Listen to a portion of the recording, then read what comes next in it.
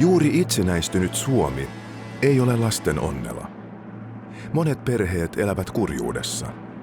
Ruoasta on puutetta ja lapset joutuvat töihin, paimeniksi ja piioiksi. Toiset työskentelevät sahoilla ja tehtaissa. Kulkutaudit ja ripuli vaivaavat. Joka 10. lapsi kuolee alle vuoden ikäisenä. Vuoden 1918 sota kurjistaa oloja lisää. Sen aikana satoja lapsia kuolee ja lähes 15 000 jää orvoksi. Lapsia päätyy myös vankileirille ja osa heistä teloitetaan.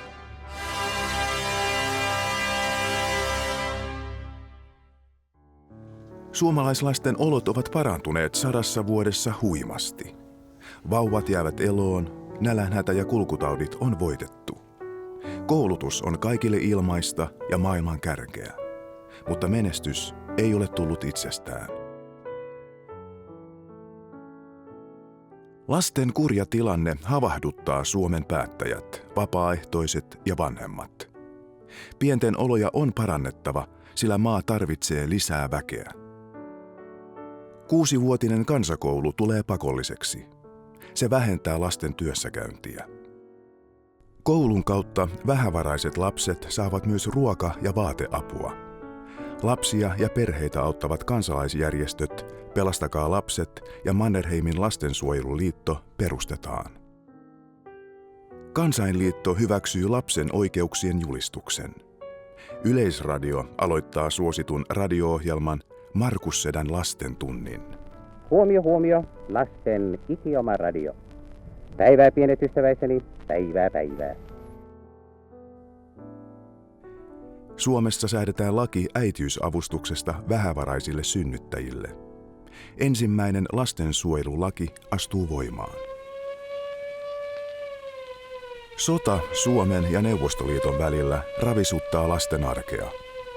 Isiä, enoja, setiä ja veljiä lähtee rintamalle.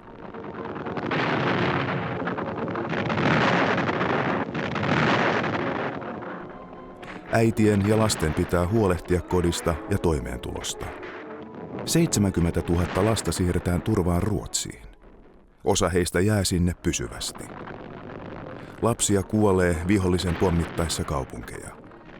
Myös heidän läheisiään kuolee ja vammautuu. Sodassa 50 000 lasta menettää isänsä. Ja yli 100 000 lasta joutuu jättämään kotinsa, kun Karjala luovutetaan Neuvostoliitolle. Silloin kun sota alkoi, niin minä olin silloin 10-ikäinen. Lehdestä luin, että venäläiset pommitti, niin meille tuli semmoinen kyllä tunne, että kun ei vaan tulisi tänne pommeja. Kerran sittenpä me olimme uimassa, siellä oli semmoinen suuri saha siinä ja yhtäkkiä tuli hälytys. Niin me menimme laiturin alle piiloon poikien kanssa. Me nähtiin, kun pommikone tuli. Ja sitten alkoi pommia tipahtaa siihen lautansa tarhalle. Kaikki oli tulessa. Ja me katsomme, mutta kuinka ollakaan, niin se kuumuus oli niin valtava, niin se laituri alkoi palaa. Ja me laituri alla, pojat. Niin siitä alkoi tippua lauta ja meidän palavia lautoja mun päälle, niin pakko oli lähteä. Niin me lähtimme uimaan sinne sitä rantaa pitkin. Ja ainoa mikä jäi siitä jäljelle niistä 10 lautatarhoista, niin oli se sahan kassakaappi. Se jäi jäljelle siitä. Sotien jälkeen alkaa työteliäs jälleenrakennuksen aika. Ilmapiiri on toiveikas ja talkoohenki voimissaan. Myös nuorta väkeä näimme hakkuupaikoilla vilkkaassa touhussa. Pojat keräilevät tarkoin talteen kaikki polttopuiksi kelpaavat oksat, jotka sitten aikanaan taas yhteisvoimin toimitetaan tarvitseville. Vapaa-ajalla nuoria innostavat partio sekä nuoriso- ja urheiluseurat. Sotien jälkeen syntyy paljon lapsia. Ennätysvuosi on 1947, jolloin syntyy yli 108 000 vauvaa. Se on lähes 2 kertaa enemmän kuin nykyään. Valtio alkaa maksaa lapsilisää. Odottavat äidit saavat ensimmäiset äitiyspakkaukset ja koululaiset ilmaisen ruuan. Jokaiseen kuntaan tulee neuvola ja lapsiperheet saavat tuekseen kodinhoitajat. Kansalaisjärjestöt auttavat lapsia sodan jälkeenkin. Lisäksi apua saadaan Ruotsista, Tanskasta ja Yhdysvalloista. UNICEF on jakanut myös kenkiä ja vaatteita lapsillemme. Kevät-talvella 1949 jaettiin yli 60 000 lapselle kullekin noin 3 metriä flanellia alusvaatekertaa varten. Suuren syntyvyyden seurauksena 1950-luku on Suomessa lasten vuosikymmen. Väestömme on koko Euroopan lapsi- ja nuorisovoittoisimpia. Lastensuojelutyötä tekevät järjestöt perustavat Linnanmäen huvipuiston. Sen tuotot ohjataan yhä vaikeissa oloissa elävien lasten auttamiseen. Päättäjät edistävät lasten hyvinvointia myös maailmalla. YK:ssa hyväksytään lapsen oikeuksien julistus. Se ei kuitenkaan ole oikeudellisesti sitova. Työt maa- ja metsätaloudessa vähenevät koneiden myötä. Perheet sekä nuoriso muuttavat maaseudulta suurin joukoin töihin kaupunkeihin ja Ruotsiin. Hyvinvointivaltio laajenee ja perheiden parissa työskentelevien ammattilaisten joukko kasvaa. Aloitin kodinhoitajana silloin 65, kun tulin Laukaaseen. Olin kerran tuolla semmoisessa perheessä, missä äiti oli sairaalassa. No siinä olisi 5 lasta, sitten 3 lehmää. Ja mun piti sitten ne lehmät lypsää aamulla ennen kuin koululaiset lähti.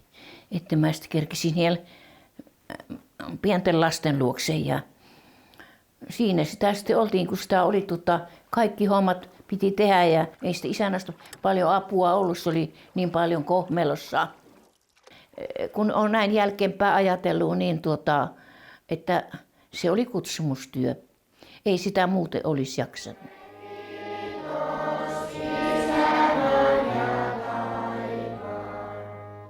Koulu ei jää enää 6-vuotisen kansakoulun varaan. Yhä useampi nuori käy maksullisen oppikoulun ja kirjoittaa ylioppilaaksi. Myös ammattikoulutus yleistyy nopeasti. Iltaisin televisio valtaa olohuoneet. Lasten ohjelmissa seikkailee Kasper ja Kylli-täti piirtää. Olemme samaa mieltä, että se on hauska harrastus, se piirtäminen ja maalaaminen. Suomessa siirrytään 9-vuotiseen maksuttomaan peruskouluun. Kaikki saavat mahdollisuuden jatko-opintoihin. Naisten työskentely kodin ulkopuolella lisääntyy. Kunnat alkavat tarjota päivähoitoa. Lasten harrastukset yleistyvät. Lomilla perheet tekevät lähinnä automatkoja kotimaassa.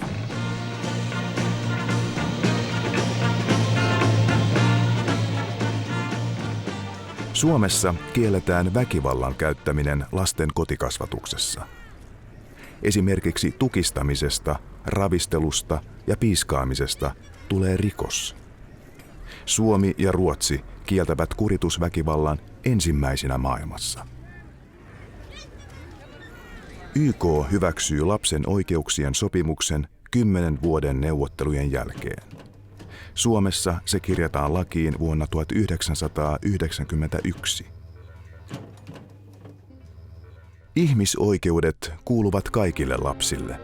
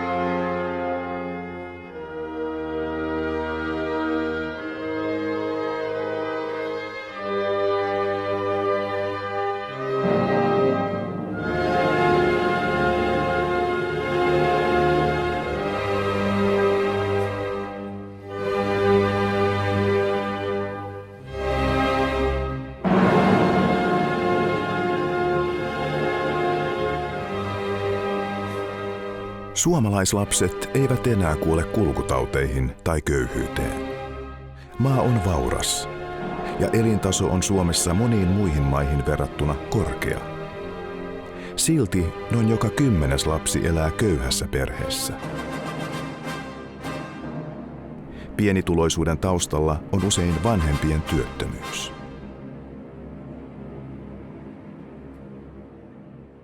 Vauvat ovat Suomessa nykyään hyvin terveitä. Pienet keskosetkin jäävät yleensä eloon. Lapsista noin 90% on tyytyväisiä elämäänsä. Mulla on kuitenkin niin paljon ystäviä, että mä en yleensä jää ikinä sellainen yksin. Mä oon iloinen siitä, että mulla on kavereita ja siitä, että mulla on hyvät harrastukset ja mulla on hyvät harrastusmahdollisuudet täällä. Sillä ei ole vanhemmat eronnut tämän tällaisia on ja tyytyväinen ihan käytännössä kaikkeen. Nuorison terveystottumuksetkin ovat parantuneet takavuosista. Mihin sä käytät rahas? Opiskeluun, asuntoon, tupakkaan. Entä kaljaan? Kyllä siihenkin. Nuorten tupakointi on vähentynyt. Yhä harvempi nuori juo itsensä humalaan kerran kuussa. Huumekokeilut sen sijaan ovat lievässä kasvussa.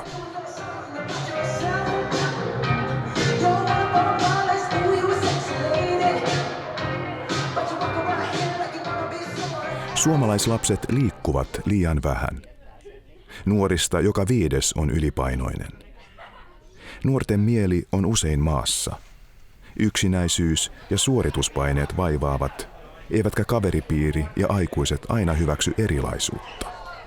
Joka 5. yläkouluikäinen tyttö kokee masentuneisuutta, ja poikien itsemurhat ovat kansainvälisesti verraten yleisiä. Miksi isä ei soita eikä hae mua? Hei äiti. Sun pitää nukkua nyt. Huomenna on koulu. Nykyään yhä useammat lapset pystyvät puhumaan huolistaan äidilleen tai isälleen. No, älä pidä koristeessa iskeä kädestä. Tää kestää tää lokasuoja kyllä ottaakin.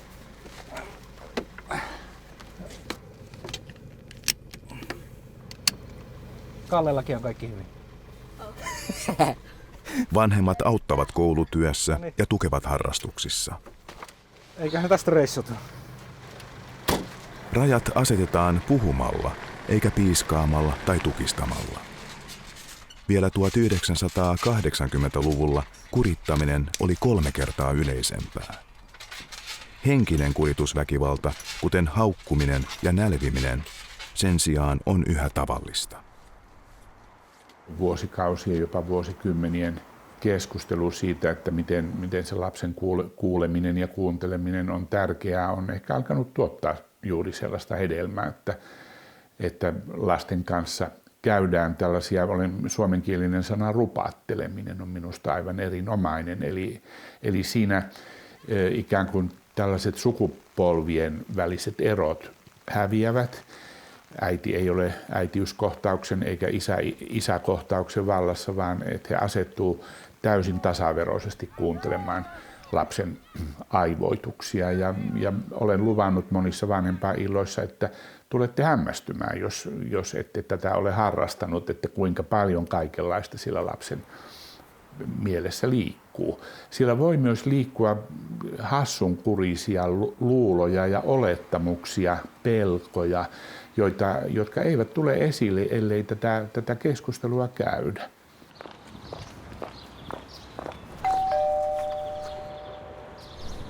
Muista sitten, Jessica, siellä sitten käyttäydytään. Tervetuloa Mäkisten perinteiseen pikkukevätpörjäiseen. Monissa perheissä käytetään runsaasti alkoholia. Juominen on siirtynyt Suomessa yhä enemmän koteihin. Olisiko jollain tutaa?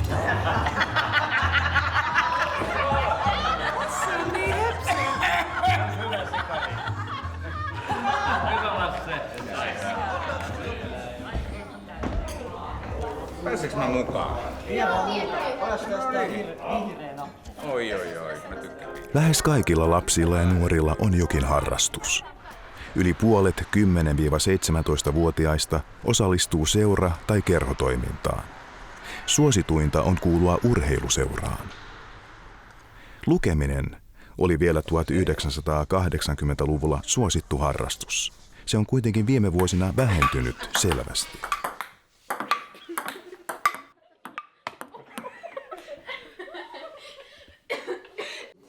Mulla oli ainakin koulussa silleen, kun mä kerroin kavereille, että mä niinku aion laittaa ton puvun. Niin yksikin minun kaveri sanoi tälleen, että no sit sä et voi enää koulua jatkaakaan. Mä sit sanoin, että no minkä takia, että ei tää puku niinku estä sitä, että mä voi koulua jatkaa. Suomalainen koulu on hyvässä maineessa maailmalla ja oppimistulokset ovat maailman kärkeä. Lapset luottavat vanhempiensa apuun kouluun liittyvissä pulmissa ja yhä useampi nuori pitää koulusta. Samaan aikaan heikkojen lukijoiden osuus kasvaa, eikä kiusaaminen ole vähentynyt. Mä oon vähän huolestunut siitä koulukiusaamisesta, että sitä välillä tapahtuu, mutta ei sitä enää niin paljon, kun aikuiset kumminkin puuttuu siihen. Täällä on kiva, kun on niin paljon tunteja ja on ilmainen ruoka ja on kiva opettaja.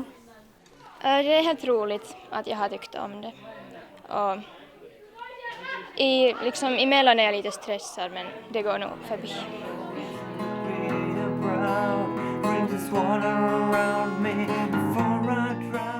Mikä se oli, mikä sen perheen tavallaan sitten hajotti? Ehkä se oli vähän tommonen perinteinen suomalainen alkoholin käyttö. Tuen saanti on vaikeutunut. Kunnan kustantama kotipalvelu on vähentynyt viime vuosikymmeninä rajusti. Myös lapsilisän ostovoima ja kotihoidon tuen taso ovat pienentyneet. Samalla lastensuojelun tarve on lisääntynyt. Kodin ulkopuolelle sijoitettujen lasten määrä on kasvanut 1980-luvun lopusta asti. Kyllähän niitä kokemuksia sieltä perheiden parista on paljon siitä, että apua ollaan menty pyytämään ja sitten ollaankin yhtäkkiä lastensuojelutarpeen selvityksessä, pitkässä selvitysprosessissa, joka ei ehkä ollut sitä, mitä se perhe tarvitsi. Meiltä puuttuu myönteisen vanhemmuuden tuki ja ne työvälineet ja menetelmät, joilla vanhemman myönteistä vuorovaikutusta ja perheellisestä vuorovaikutusta tehokkaasti osattaisiin tukea, niin sitten me voitaisiin ehkä edistyä siinä, että meidän huostaanotto- ja lastensuojeluluvut vuodesta toiseen kasvaisi. Se kyllä edellyttää sellaista asenteen ja työkulttuurin muutosta pois siitä häiriökeskeisestä ja vika- ja riskikeskeisestä, niin sen miettimiseen, että mitä näiden perheiden vahvuudet on ja miten näitä perheitä tukemalla he voisivat itse auttaa itseä ja omaa lastaan. 100 itsenäisyyden vuotta ovat olleet lasten hyvinvoinnin menestystarinaa. Suomi pärjää hyvin kansainvälisissä vertailuissa. Monella lapsella asiat ovat siis mainiosti. Samalla kun lasten enemmistö voi hyvin, noin joka 10. lapsella ongelmat kuitenkin jatkuvat ja kärjistyvät. Lapsuus eriarvoistuu. Sotien jälkeen päättäjät tekivät hyviä valintoja lasten puolesta. Mitä nyt arvostamme? Onko lasten ja nuorten hyvinvointi kunnia-asia myös 100-vuotiaassa Suomessa? Mä toivon aikuisilta, että ymmärtäis meitä enemmän ja ei tuomitsis meitä, jos joku tekee jotain tyhmää. Mä toivon aikuisilta, että ne pysyis viittomakielisinä, eikä että mulle ei tulisi sellainen kuulevia opettajia, että mun pitäisi ruveta käyttämään puhetta täällä esimerkiksi koulussa, vaan mä saan käyttää koko ajan sitä viittomakieltä. Mun mielestä aikuisten ja vanhempien pitäisi olla semmoisia, kelle pitäisi helposti puhua tai pystyy puhumaan tosi helposti. Ehkä mä ajattelisin, että niillä olisi enemmän aikaa meille.